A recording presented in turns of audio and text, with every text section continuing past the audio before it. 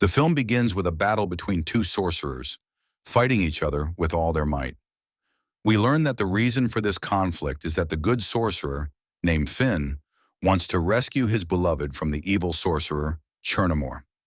From Finn's words, we understand his firm belief that good always triumphs over evil.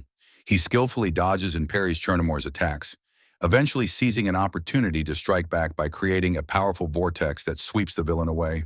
Finn then approaches his bound beloved to set her free, but the moment he enters the circle surrounding her, malevolent spirits appear. These spirits attack him, draining his life force and transforming him into an old man.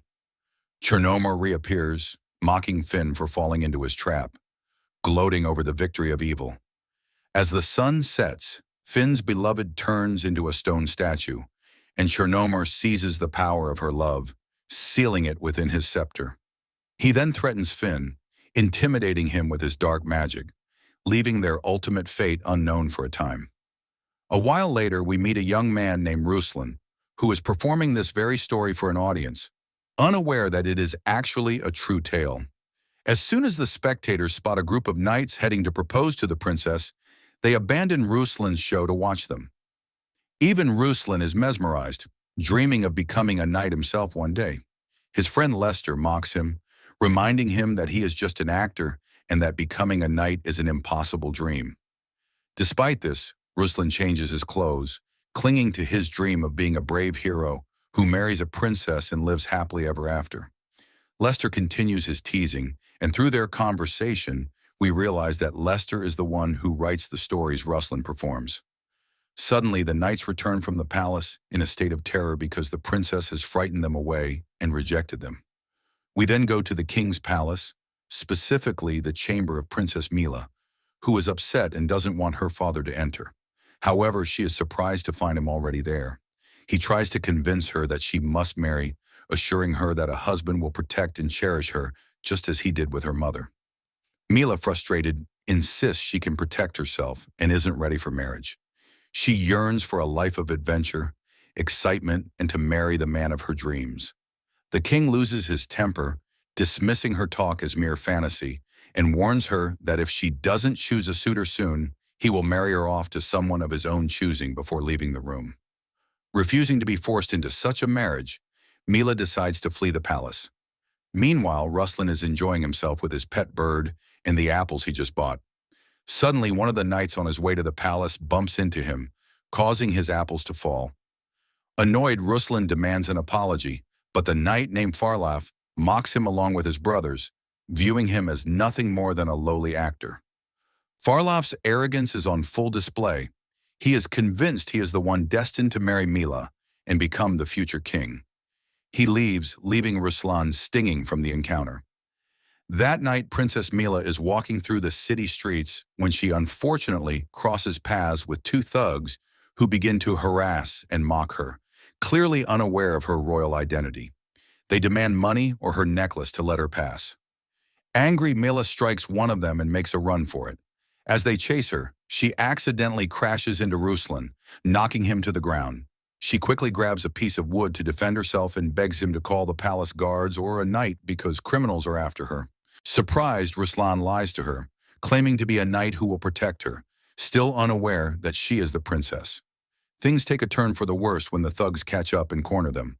One demands Mila's necklace under threat of death, but she refuses, telling Roolin the necklace belonged to her mother and she could never part with it.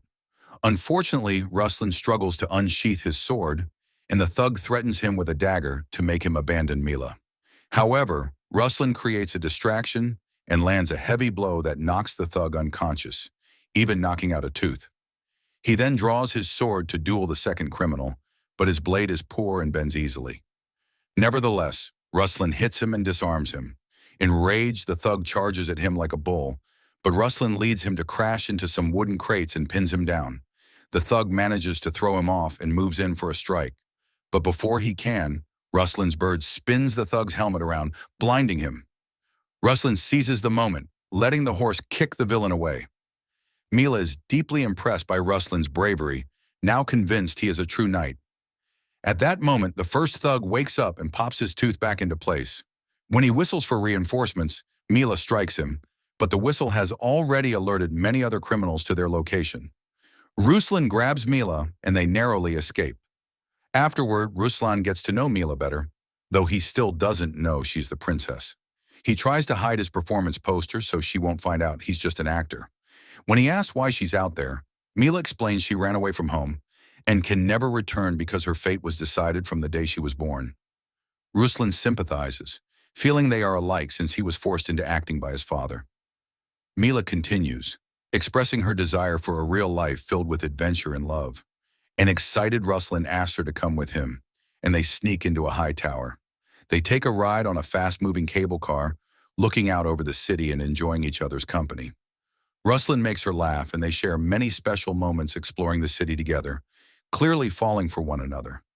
At sunrise, they sit on top of a tower, mesmerized by the view. Mila tells Ruslan this is the first time she has felt the true beauty of life. The look in their eyes confirms their mutual love. Suddenly, a strange vortex forms beside them and snatches Mila away.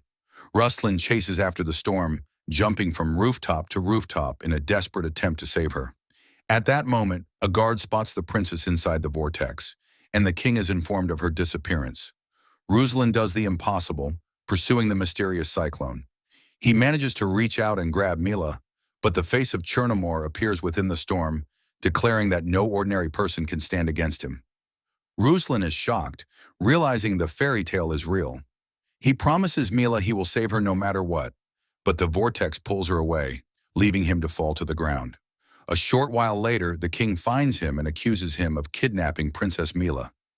Surprised to learn her true identity, Ruslan tries to explain that the sorcerer Chernomor took her and that no one knows his location. Because his story sounds unbelievable, Farloff and the other knights mock him. The king loses his temper and orders the guards to throw Ruslan into the dungeon.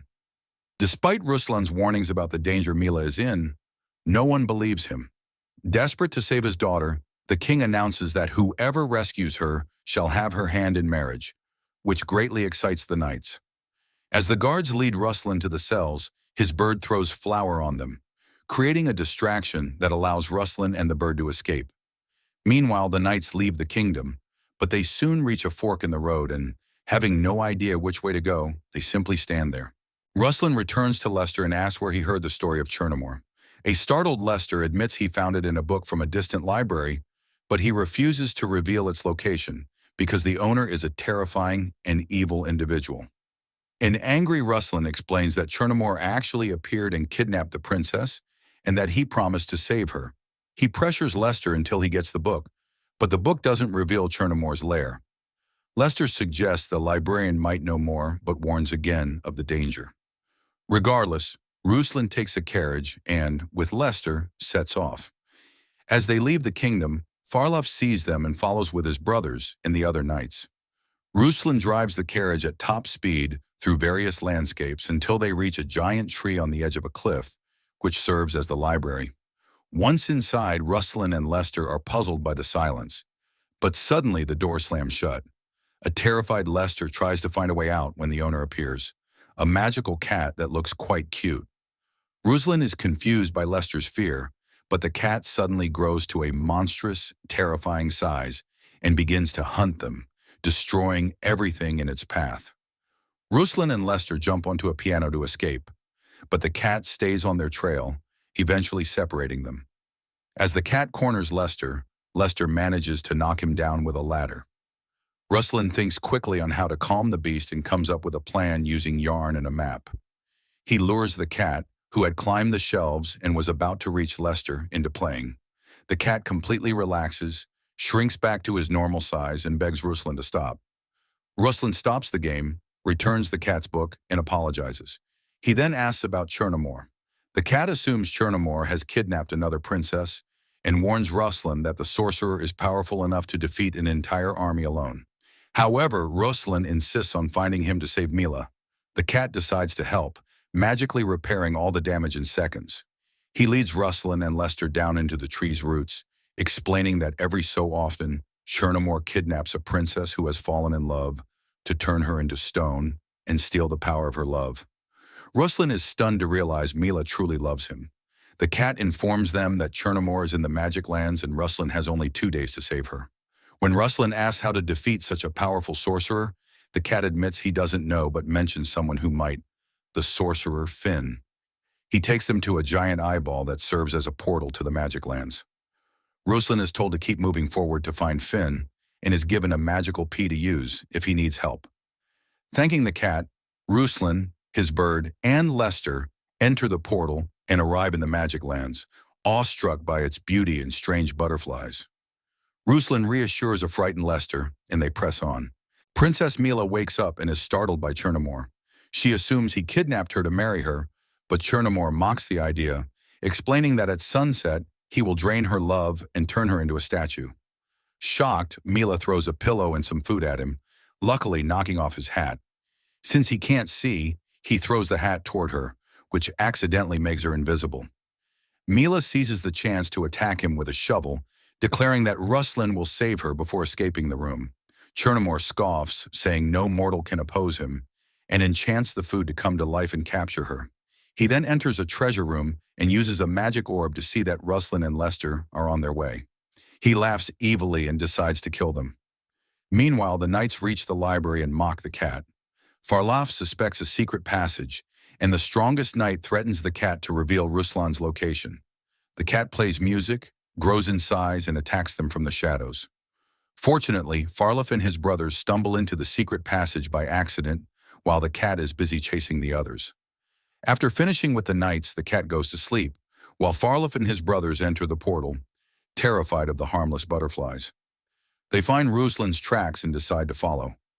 Roolin and Lester reach a dead end and don't know how to cross a deep chasm. An angry Lester, tired of the danger, wanders off to find food. Roolin takes out the magical pea and decides to plant it, but as soon as he waters it, it vanishes. A hamster has stolen it and run off. Because the hamster has the pea in its mouth, it can't fit into its burrow and flees. Roolin and the bird give chase through the woods. The hamster tries to trick them with a spider web, but Roolin stays on his tail.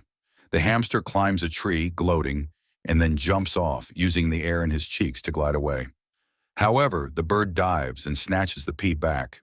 Before the hamster falls into the canyon, Roolin saves him, feeling sorry for the hungry creature. Roolin explains they must cross the valley to reach Finn. The hamster, now an ally, shows them a nearby gateway and places the pea into a slot. The ground shakes, and a dragon skeleton rises from the valley, forming a bridge. When Lester returns, he is shocked, but follows Roolin across. Back at the palace, Mila removes the hat and is delighted by some sweets she finds, but a cake suddenly steals her hat and runs away. Mila is shocked as the rest of the food comes to life. Donuts and pastries swarm and pin her down. Angrily, she uses a cake knife to fight them off. A giant tiered cake then draws a sword and attacks, but as it passes her, it falls into many slices. Mila luckily spots the cupcake with her hat, puts it on, and disappears. At that moment, Chernomor is gathering the last bits of love magic into his scepter. He uses his magic orb to cast a spell into a volcano, creating a stone golem to kill Roolin and Lester. The hamster leads Roolin and Lester to a terrifying cave where Finn lives. Inside, they are amazed by the strange artifacts, but are shocked to find Finn is a fearful old man who tells them to leave or he will attack, acting quite crazed. To get his help, Roolin decides to trick him, pretending that he and Lester are powerful sorcerers who have come to challenge him.